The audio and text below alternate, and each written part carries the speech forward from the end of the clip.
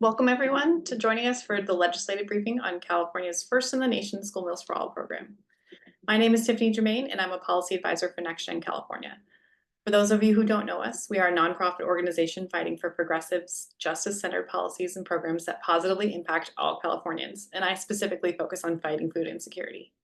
We're happy to be co-hosting today's event with Senator Caroline Menjivar, as well as our School Meals for All coalition partners at the Office of Kat Taylor, the Center for Ecoliteracy, and the California Association of Food Banks.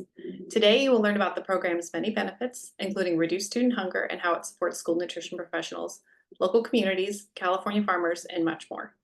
Quickly, I just want to note that this webinar is being recorded, and that if you have a question, to please use Zoom's Q&A function.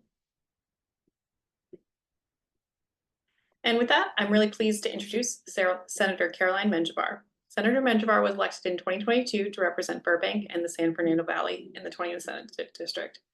She's a first-generation American, daughter of immigrants, leader in the LGBTQ+ community, and Marine Corps veteran. Having attended public schools in the very community she now represents, she knows firsthand how important access to quality education is for youth and working families.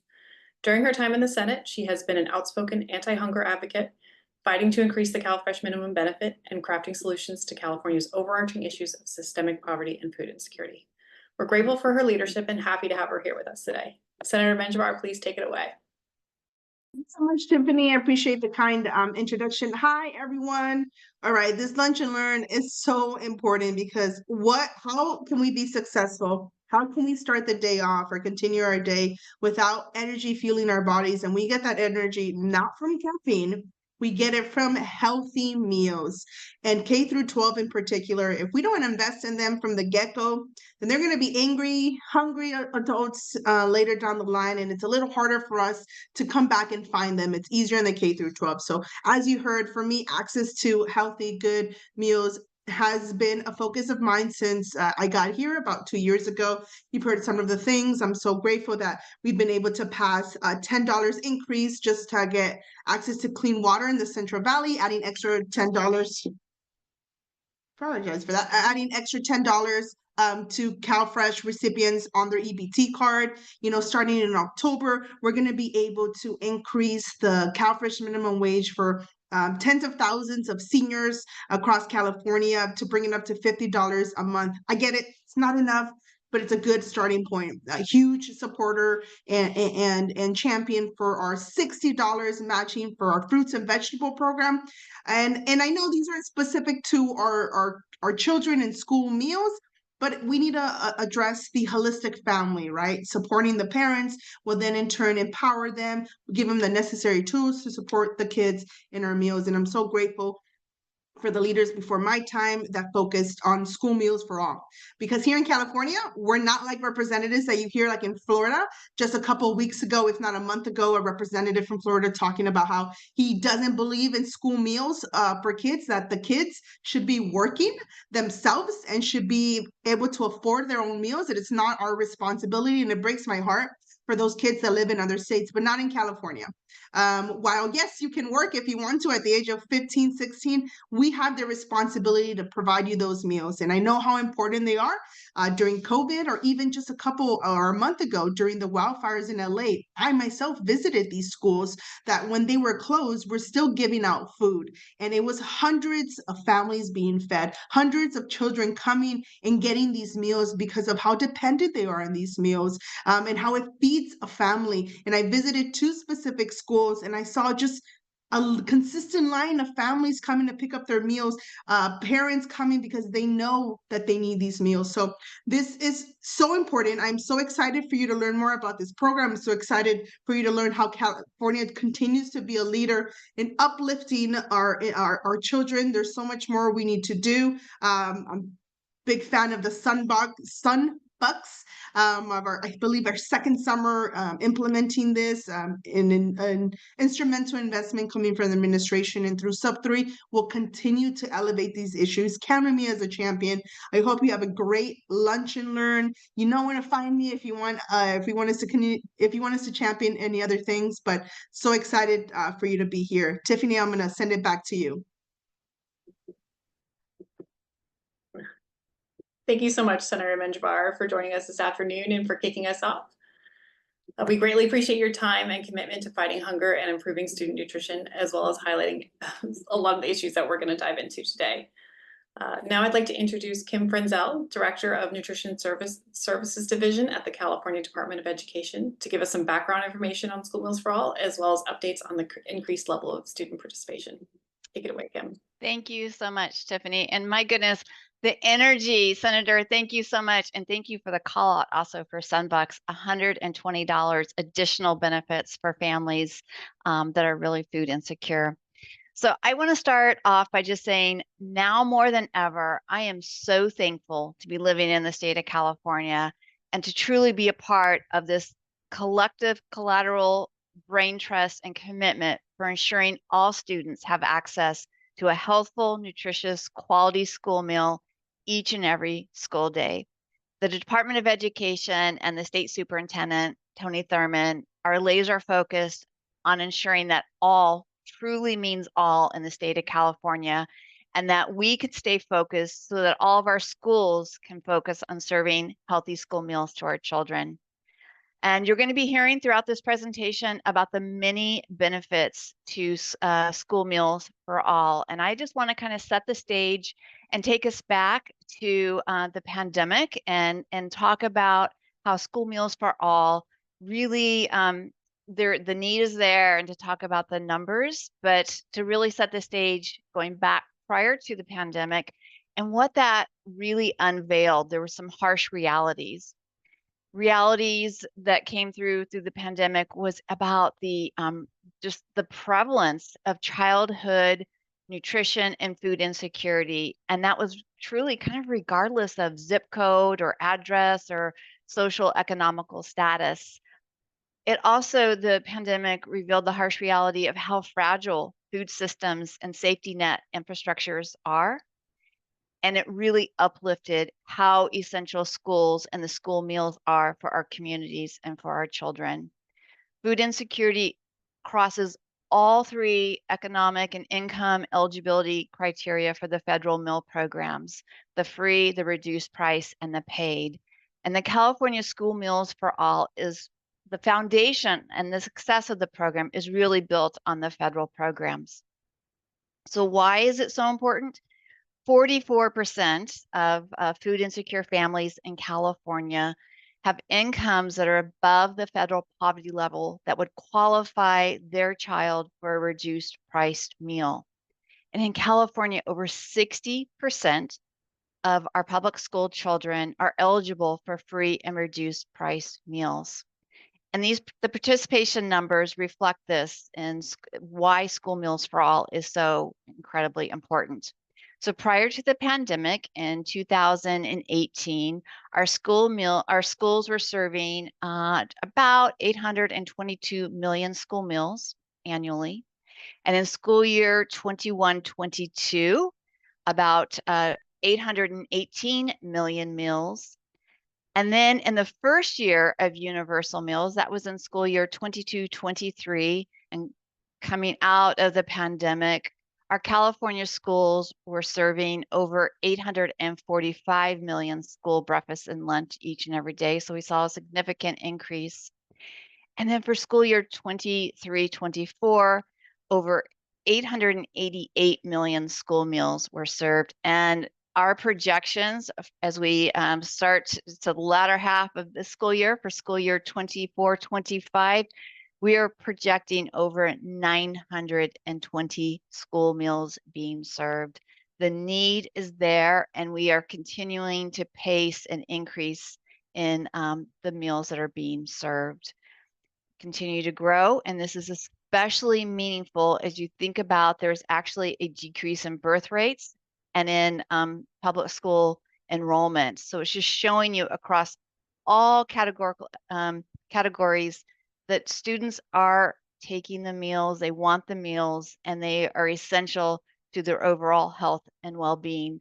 Our families and our school and our students depend on quality school meals at no cost to them. And this is just the way it should be across the nation. School Meals for All should just be a part of a child's complete and holistic educational journey. So thank you for your interest in School Meals for All. Thank you for really being champions of promoting this incredibly important program. And I hope you learn many things today. Thank you. Thank you so much, Kim. It is incredible to hear that nearly 1 billion school meals will be served next year. Hello, everyone. I'm Abby Halprin, the Senior Policy and Evaluation Manager at the Center for Ecoliteracy. The Center for Ecoliteracy is a California-based nonprofit and one of the original co-sponsors of the School Meals for All Act. We convene a network of nearly 150 public school districts to promote equitable access to nutritious food and ensure children are nourished and ready to learn. It is my great privilege to be moderating this panel. Today, we hope to give you an inside perspective on what School Meals for All looks like for communities across the state. We'll save time at the end for Q&A, so please share any questions using the Zoom Q&A feature as we go. Our panelists today, and if we could share that slide, please, are Marshawn Tatman, the Associate Director of Policy and Advocacy at the SF Marin Food Bank, Erin Primer, the Director of Food Services at San Luis Coastal Unified School District, Carter Beardsley, a current high school senior at Current High School District, and the Region 8 President for the California Association of Student Councils, and Kellyanne Miller, the Area F Director for the California School Employees Association, and a former frontline school nutrition professional for 25 years. So if we could end the slide and pin the panelists, please. My first question is for Erin. Can you explain how the school meals program worked before School Meals for All went into effect and how it's changed now that we have California's School Meals for All program? Yes, definitely. Thank you so much, Abby and Kim, for those stats. I really appreciate you grounding us in this work. Prior to School Meals for All, need was really justified based on income for a family. What that really did was it left out a lot of families who are in need, who would just miss qualifying because the income eligibility scale is a nationwide scale. So not having any adjustment for California's high cost of living left many families out of being able to receive a free or reduced price meal. I remember one mom who called me in tears. She was absolutely distraught because she missed qualifying by $100. Imagine not being able to receive a free or reduced price meal because your income didn't qualify you by just a small $100. But that was the scale that we were using. And my concern really is that we were leaving out a lot of families who still had a high need to be able to receive free meals while they were at school. Now that we have School Meals for All, every student is offered a meal. What that really means is that students are able to choose in their participation of that school meal, or they can continue to bring lunch from home. We want to ensure that meals are available for students if and when they need them, but we are not able to claim that reimbursement until that meal is actually taken and consumed by the student. We really carefully project the expected participation in our program based on the menu items that we serve for the day. We look at historical data and what our meal participation has been for that particular item or in the past, changes in attendance. But that really helps us reduce food waste to ensure that every dollar we spend in our school meal program is really put to good use, sourcing high quality ingredients and paying a skilled culinary labor staff are really central to ensuring that students are able to access these incredible meals that happen to be free in California. We have found that good food plus free food really increases our meal participation, and that increased participation has helped our program grow, soar, and expand. It really is a fantastic time to be a California student, and we're really proud that California has led the nation in this really valuable investment. Thank you so much, Erin. My second question is for Carter.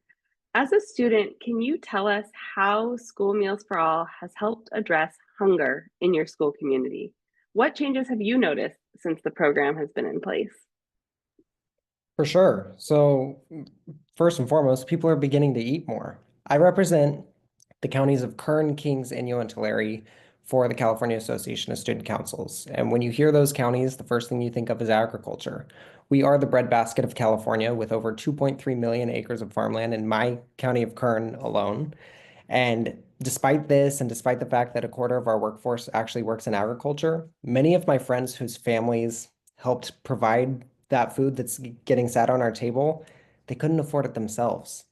And this was terrible to see happen. But thanks to School Meals for All, my friends don't have to worry about that anymore. I remember myself as a student, how many times I had to skip a meal just because it wasn't in the budget that month. Um, and I'm so glad that now we're able to eat in peace together, and that doesn't have to be a concern of ours. We get to go to school feeling energized and ready for our next class. And even more than that, we're giving back to some of the most prominent industries that are not just in my community, but throughout California as a whole.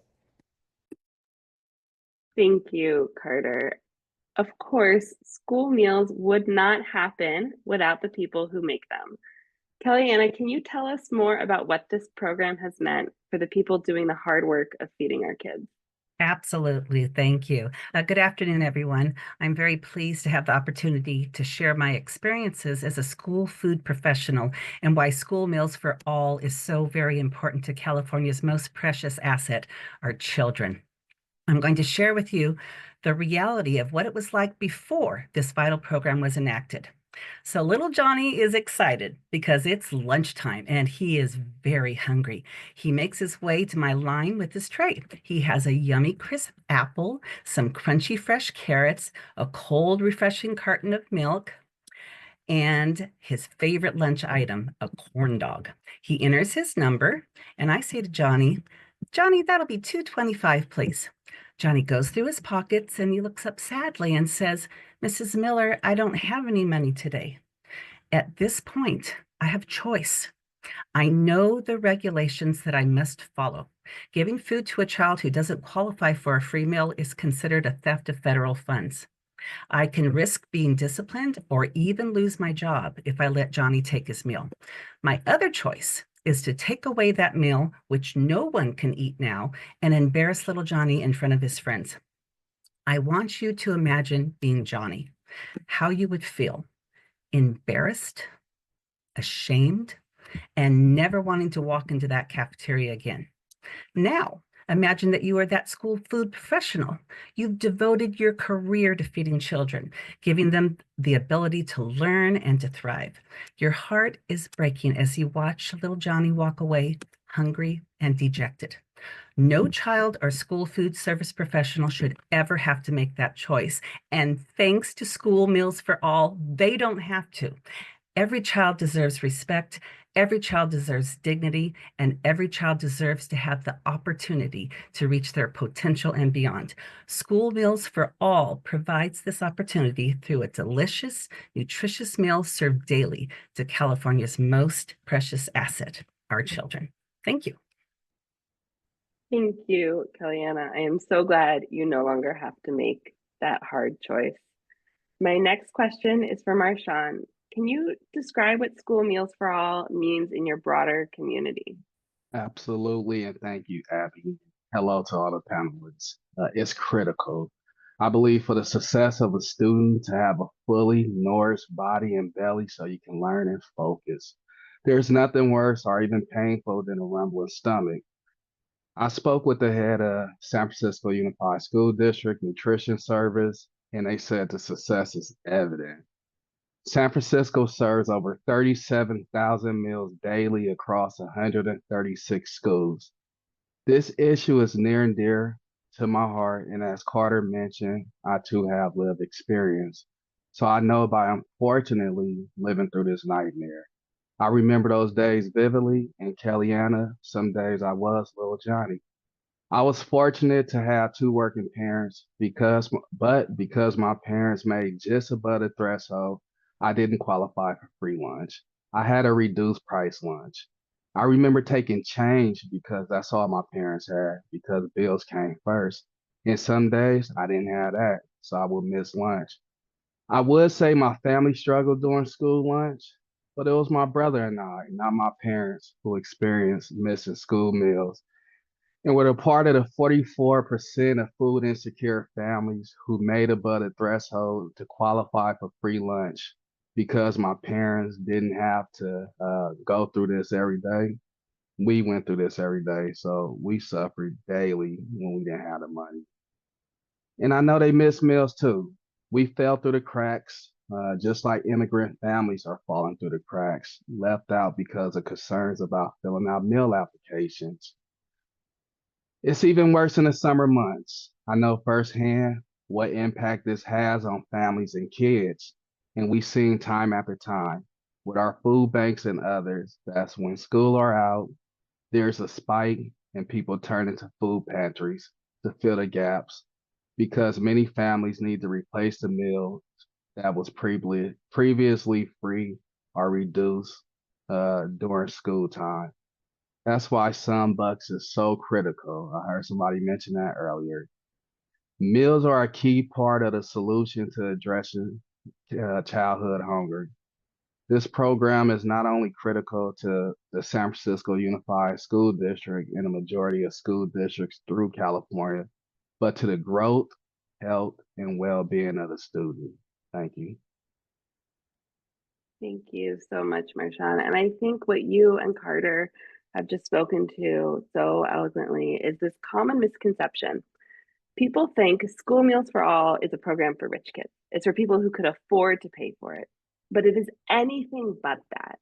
The kids who really need it may not qualify for those federal free or reduced price meals.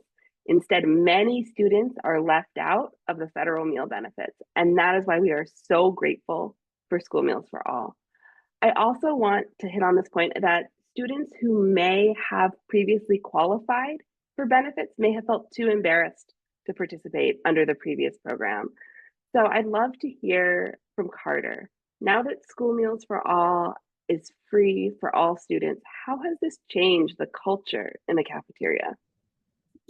Well, for sure. And you bring up a really good point that for students like myself who maybe fell just above that threshold, it doesn't take into account so many different factors into why I might not have been able to afford lunch that day.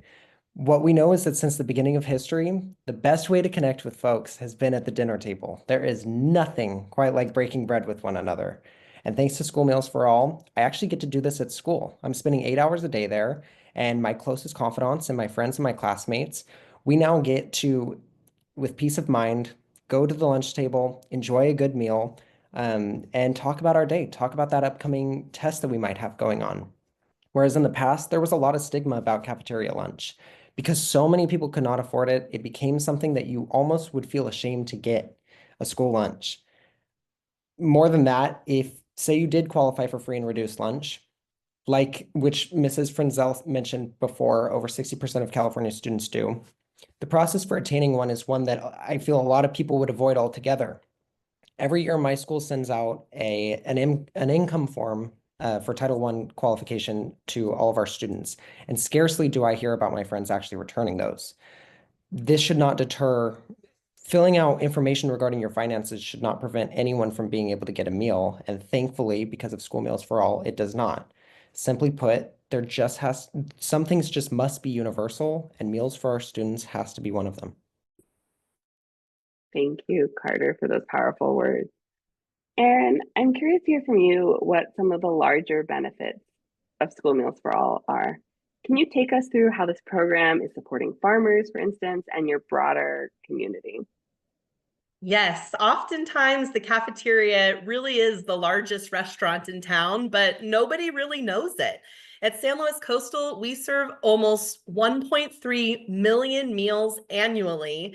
And in turn, with this additional revenue, we've been able to spend just under $1 million direct to local farms and food businesses in SLO County alone. This supports 25 different local farmers and an additional 21 local businesses. So with this investment that California has in school meals for all, we really are able to work with a lot more local providers, local vendors, and really make a difference in terms of advocating in our local communities. We're making a big impact in our local economy and are really proud that California has helped us do that with free meals for all. Amazing. How wonderful to hear about the connection to local farmers and local businesses. So I'd like to close with a lightning round and hear from each of our panelists. What is the most important thing you want our legislators to know about school meals for all? And let's start with Carter. School Meals for All really is for all. It's an inclusive program that addresses childhood hunger and ensures that all students are ready to learn. Marshawn? It works. Kids are not hungry and they can focus. But it's important to know that nearly half of California food insecure families do not qualify for free or reduced lunch. So we need to do everything in our power to ensure we continue serving as many students as possible with free school meals for all. Amazing. Kellyanna? Well, what I'd like everybody to really remember is that school meals for all levels the playing field. It makes it so every child is able to get a meal, regardless of their family situation, regardless of being embarrassed to go in there. It levels the playing field, and they can all have a healthy meal in a place where they belong. Amazing. And Erin? Thank you, colleagues. You've said it all. School meals for all work. This is a winning recipe. It is a win for California students. We know that good food plus free food yields an increase in meal participation, and we're really shaping the health outcomes, not just of today's children, but for their futures tomorrow. Thank you to our incredible panelists. If you only remember one thing from this panel, let it be this. School Meals for All is critical to addressing childhood hunger because it meets students where they are 5 days a week at school. School Meals for All is working. Now we have the pleasure of hearing from Wendy Gosslinger at the Nutrition Policy Institute, who leads the team evaluating the School Meals for All program in California. She'll share the latest results from their research with students, parents, and school nutrition directors across the state. Without further ado, Wendy. Wonderful. Well, thank you so much, Abby, and thanks to that incredible panel for sharing so many amazing stories about School Meals for All and all of the incredible effects that we're seeing. And I am just here to share some of the data that we've collected, which basically echoes a lot of what you've heard. So if we could go to the next slide, please. So the Nutrition Policy Institute at the University of California received state funding plus some additional funding to study the school meals for all in the state and across the country. So we've collected surveys from more than 1,200 students, more than 3,300 parents, and more than 1,200 food service directors. We've been collecting data primarily in California, but also in these other states, because one of the ways to understand some of the really important questions about the impact of school meals for all is to understand what's happening in the context of some of the states that no longer made the commitment that California and a few other states have made to continue to serve free meals to all students. Next slide. So just to begin, this program is widely popular across all of the groups of people that we have asked about it. So in California, we asked 355 students to complete surveys. These were middle and high school students, 87% of whom very much support school meals being free for all students. Similarly, among parents, 842 parents all across the state of California. This was a representative panel sample. 80% of them strongly support school meals for all. And similarly, 430 food service directors, this was about half of all food service directors in the state of California, 80% of them agree that they support school meals for all. So it's a very popular, very much appreciated program. Next slide. You heard Kim Frenzel speaking about the incredible increase in meal participation in the state of California. Similarly, when we look at states continuing to offer school meals free for all students compared to states that no longer are doing so, we see a 20 percentage point increase in meal participation in the states continuing to offer the school meals free for all compared to states that are not. So very large participation increases, the meals being more accessible, students taking them and eating at school much more often. Next slide. School meals for all also we're finding to be associated with reductions in hunger. You just heard many compelling talks about the hunger that people experience in school. I don't think any of us here want to see any child experience hunger in school, and school meals for all is significantly associated with reductions in hunger. So when we look at looking at states continuing to offer school meals free for all and comparing that to states no longer offering the programs, we see reductions in hunger experienced by children in the states where the meals are still free for all students. And as you also heard, we see big benefits among those students for whom those free meals would not otherwise be available if their families, if we were back in the old tiered federal system. So we see a big difference among the people who are near eligible for free meals but not eligible in the amount of hunger experienced in students where their state is continuing to offer school meals free for all. And this is just what one student said, but these are the kinds of things you just heard and that we hear a lot, is that I think it helps with parents if they can't afford to feed their children. It's the worst thing for a parent not to be able to afford to feed their child, and these meals are helping millions of families. Next slide. This is looking at stigma. You also heard people speaking about stigma. When we ask students in California, that same sample of students, 66% of students say that they feel less embarrassed to eat school meals now that those meals are free for all students.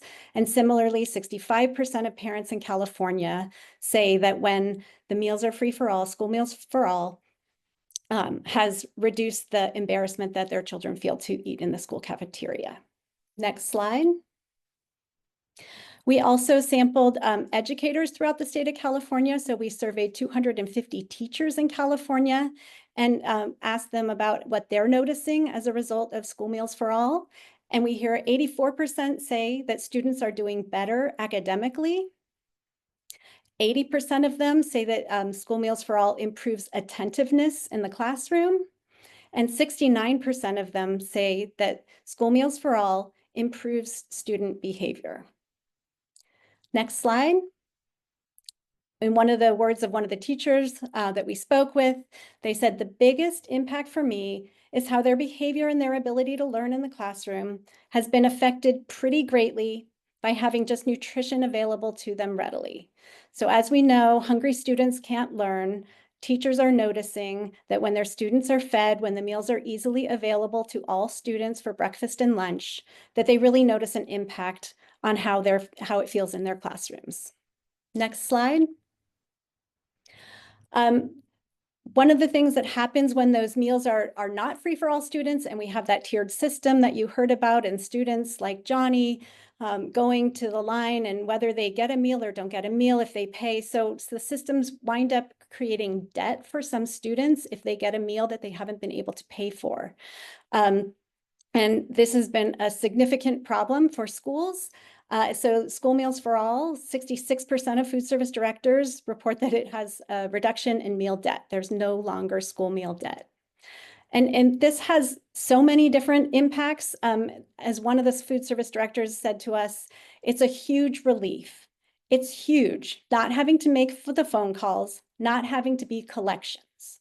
We want to feed kids. We don't want to collect.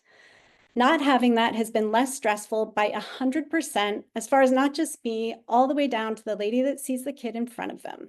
So as you heard, just that stress, but also it's not the job of school food service professionals to be tracking down students' families' incomes or tracking down parents and feeling like they're a collections agency. Next bullet, please. And then another thing is that when there is meal debt that's accumulated, the debt that's not paid back comes out of school funds.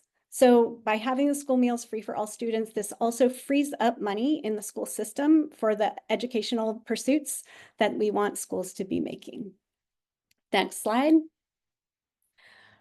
As you also heard about, so much work, so much amazing work being done to improve school meals in the state. And most food service directors report that in the time that they've been offering school meals for all, they've also been working very hard to make the highest quality meals possible. So 66% of them said that they've increased the quality of the meals being provided. 66% of food service directors said that they'd changed the menus to continue to appeal more to students. And 59% reported increasing the amount of scratch cooking, which is associated with providing more fresh, more local school meals. Next slide. And this improvement in school meals is thanks to the dedication of so many school food service professionals, and also to the really strategic, thoughtful investment the state of California has put towards school meals.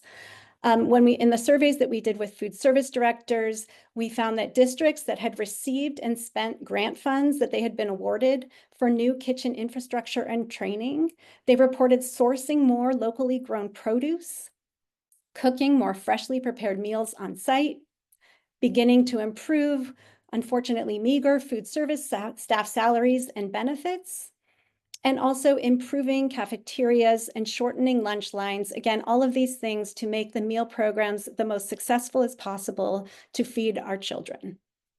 Next slide.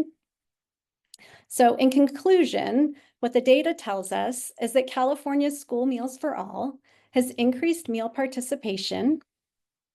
It's reduced hunger, it's reduced stigma, it's reduced meal debt, and it particularly is helping families who are at or near the threshold for federal free or reduced price meals.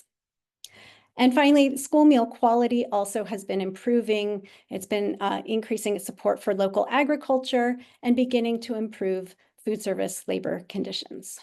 So thank you so much. Really appreciate everyone's interest in this critical program.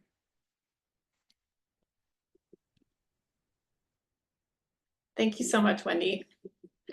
We've heard so much about how School Meals for All is changing the lives of students, families, and communities across our state, both from the lived experience of our panelists and with the critical research of UCANR. The School Meals for All Coalition is advocating in support of the governor's full funding for School Meals for All, as well as the $150 million included for the Kitchen Infrastructure and Training Program, which is essential to upgrading needed equipment and infrastructure such as ovens, refrigerators, kitchens, and serving lines to feed these hungry kids. Our coalition is proud to stand behind California's vision of transforming school food and urge the continued protection of those foundational new school nutrition programs. We'll drop a coalition letter into the chat where you can see the over 70 groups that are joining us in advocating for School Meals for All, as well as a few other resources. With that, I can pass it back to Abby for our question and answer section. Thank you so much, Tiffany. Yeah, so we now have time for your questions for our amazing four panelists, for Kim Frenzel, for Wendy. So please use the Q&A feature if you all have any questions. And while you're thinking of your questions, I'll start with a bonus question. Tiffany had just started talking about the Kitchen Infrastructure and Training Program, and we heard some of the results about that program from Dr. Gosslinger, but I'm curious to hear what that looks like on the ground. So for Erin and Kelly Anna, can you each talk about how the Kitchen Infrastructure and Training Program has supported your successful implementation of School Meals for All? Yeah, that's a great question, Abby. And I really just want to reiterate how incredible this investment has been from the state of California in terms of both staff development, being able to have training funds to elevate what our staff's culinary skill looks like, to take them to places like the Culinary Institute of America or bring chefs on site to work alongside them and really level up their skill levels so that they can feel confident in processing delicious local foods in-house, And with that additional skill set has also come the investment in equipment. We've been able to modernize several of our school sites with additional refrigeration equipment, additional heating equipment like combi ovens or tilt skillets, not to mention the need for additional transport vehicles. So being able to really grow our fleet of not just equipment that's in the kitchen, but also in the transport and the storage of these goods is just critical as we've seen the incredible increase in meal participation. So thank you for this investment. It's meant a lot to all of us. Thank you so much, Erin. I'm going to agree with everything that you said. And having worked in California school kitchens for 25 years, I've seen us come a long ways, a long ways. One of the really important things about the extra funding that the kitchens get now is the infrastructure of the kitchen. But not only that, the equipment for safety. Unfortunately, you have to have your oven, you have to have your refrigerator, but there always isn't the equipment that we need to actually keep our staff safe. And so that's the one thing that's so important, along with providing extra funds for salaries, because unfortunately in nutrition services, and this is statewide and probably even countrywide, nutrition service school professionals, they do not get paid very much. Salaries are very, very low. And typically they'll have to have more than one job. And typically their job won't even be benefit eligible. And so the fact that we can raise up our nutrition service professionals to a level where they could actually afford to maybe just have one job and actually get benefits for their family, whether it be health, dentist, whatever the case might be, it's just such an added plus, because that's not something we've seen in the 25 years I've worked. That isn't something that I've seen. So to see it now, it's exciting, and it will help us retain the labor that we need to function these kitchens, because honestly, it's very, very hard to keep these positions filled, because there's something better. There's something better that they're going to, even outside of just even going to work in fast food. They can make a lot more money. But the thing is, we need to keep our skilled workers in our public schools. We need to keep them in there working. We need to pay them a living wage, and we need to provide them the security and the safety that they need in their kitchens. And this School Meals for All does that. Thank you. Thank you so much. And it looks like we have our first Q&A from one of our participants here. And so I think this is probably a question for Wendy. Given that the American diet is suboptimal, how has School Meals for All impacted the diet quality of our students? Yeah, it's such a great question. Thank you.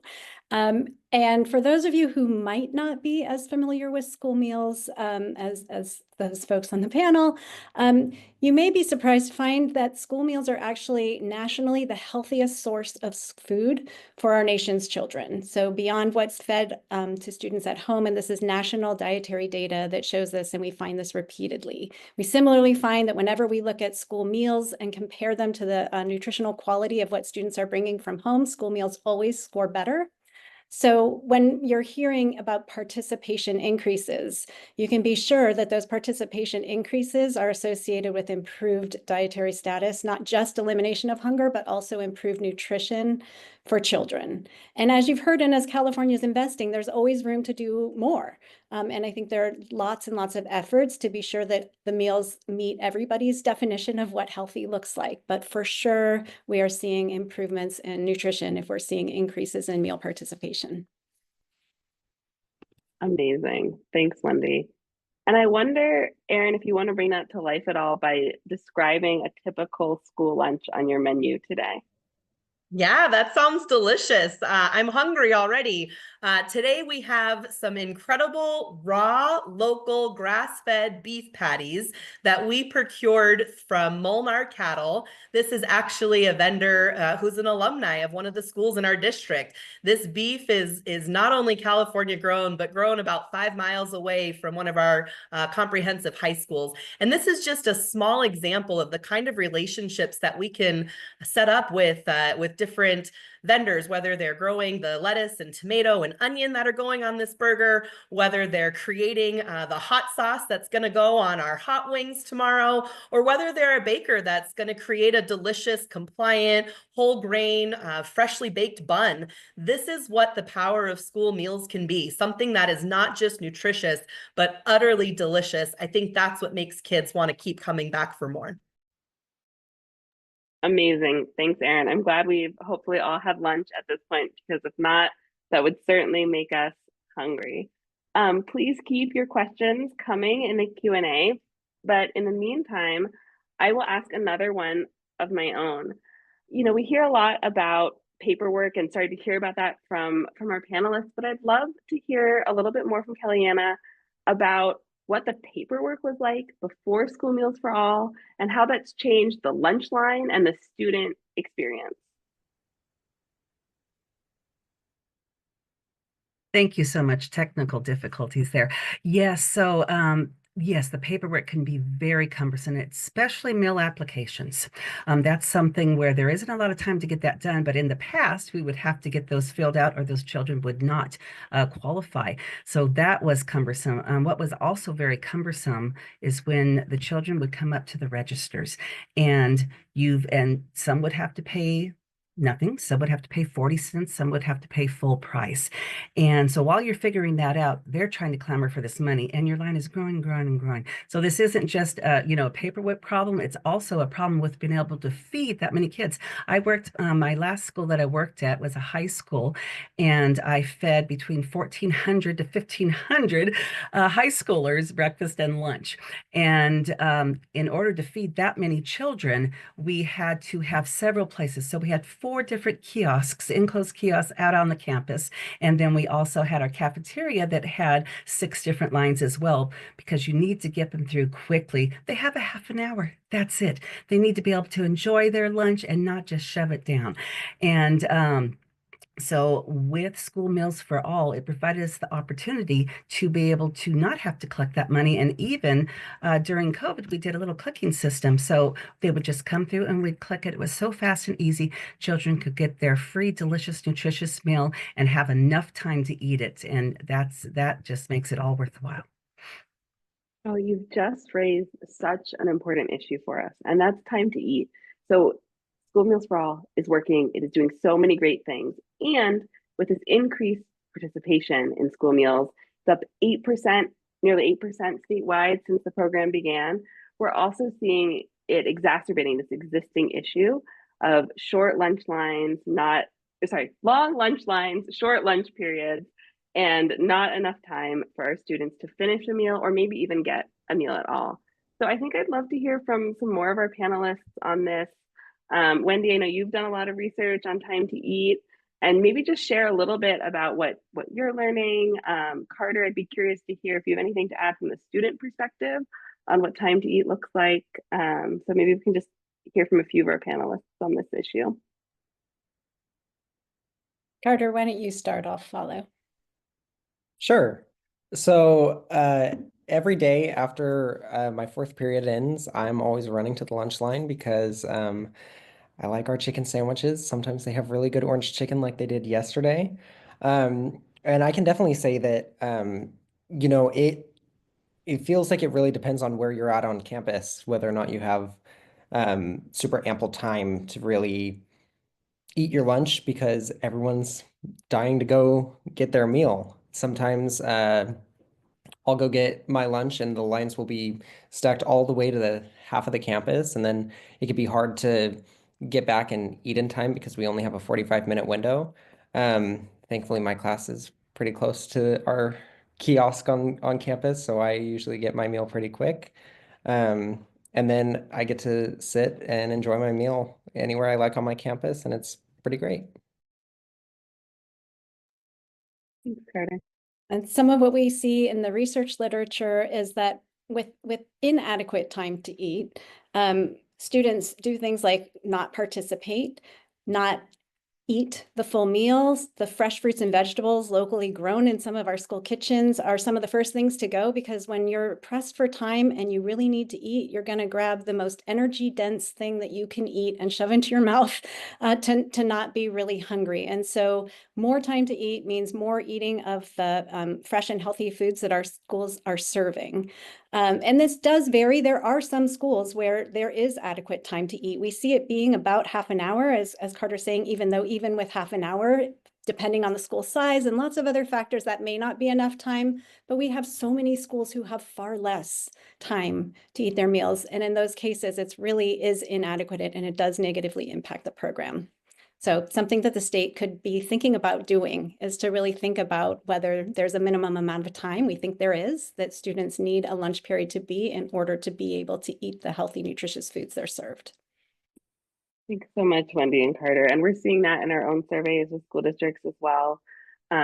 Recently, school districts that represent about 25% of students in the state responded to the survey, and 28% of elementary students have just 5 to 9 minutes to eat their lunch. And these are little kids that might have a loose tooth, right? But they have 5 to 9 minutes. So you can think about, whether they're getting to eat that orange or whether they're just scarfing down a sandwich or something quick. So thank you both for that. So another question that we commonly get, and maybe Erin, you can speak to this, is how do School Meals for All and kitchen infrastructure and training and Farm to School, how do those 3 different programs all relate to one another? And can you talk about how each has really supported your success? You've talked a lot about infrastructure and School Meals for All. I'm curious how these 3 work together. That's a great question. And we really see School Meals for All as being the bridge that connects these incredible programs like Farm to School and the kitchen infrastructure and training. These programs really complement one another. You've heard earlier from some of our other speakers that with this universal free meal, operators are really able to invest in that complete reimbursable meal. So being able to utilize our local purchasing, our relationships with local farms and food vendors, coupled with this training investment where we can receive a whole watermelon and our staff know how to process that. We can receive this delicious local raw ground beef and have that cooked K-12 at all of our school sites. So the ability for us to do more really has come true. It's a dream time to work in California because we have this investment, not only in the quality of goods that we're producing, but really investing in the quality of our staff and upgrading all of our facilities. It's really a beautiful bridge between those 2 programs, what Universal School Meals has done for us. Amazing. Thank you so much, Erin. This has been just such a great panel and questions, and I'd love to pass it now to Tiffany to close us out. Thanks so much, Abby.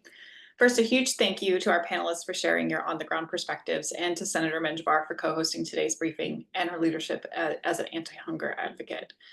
We appreciate the legislature for your commitment to leading the way in school nutrition and to ensuring that every child, regardless of income, has access to the nutritious food they need to thrive. As many folks mentioned today, School Meals for All is working to meet these hungry students where they are at school. Please feel free to reach out with us with any follow-up questions, and we will send this presentation as well as supporting documents to all those attended. From NextGen and our partners at the School Meals for All Coalition, thank you again for your time and participation today.